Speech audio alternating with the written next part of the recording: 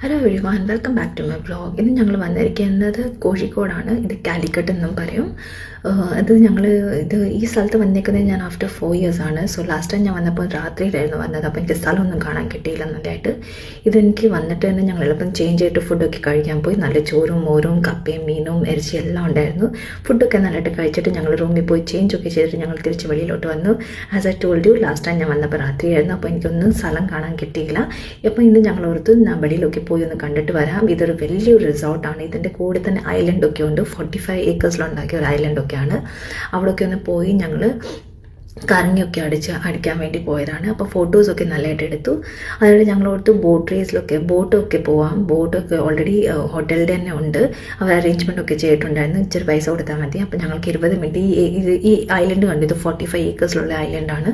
അപ്പോൾ അതിൻ്റെ ചുറ്റും ഞങ്ങളൊന്ന് കറങ്ങിയൊക്കെ അടിച്ചിട്ട് വരും. അപ്പം അത് പിന്നെ ചെയ്തപ്പം പിന്നെ മലയാളി ചേട്ടനായിരുന്നല്ലോ. അപ്പോൾ അവരോട് പറഞ്ഞ് ഞങ്ങളും കൂടി ഒന്ന് വണ്ടിയൊക്കെ ഓടിച്ച് ബോട്ടൊക്കെ ഓടിച്ചു. അവർ ഞങ്ങൾക്ക് 5 minutes ഒക്കെ ഓടിക്കാൻ തന്നു അണ്ടർ ഹിസ് ഒബ്സർവേഷൻ. ആൻഡ് അതുകൊണ്ട് പിന്നെ ഞങ്ങൾക്ക് നല്ല അടിച്ച് പൊളിച്ചൊക്കെ കറങ്ങി അടിച്ചിട്ടൊക്കെ വന്നു. നല്ല സ്ഥലമാണ്.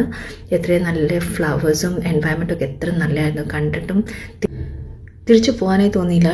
ടു റിസോർട്ട് തോന്നുന്നു ഇവിടെ തന്നെ ഇങ്ങനെ കറങ്ങി നടക്കാൻ. Okay, this was my Calicut diaries memories. I can say see you, bye.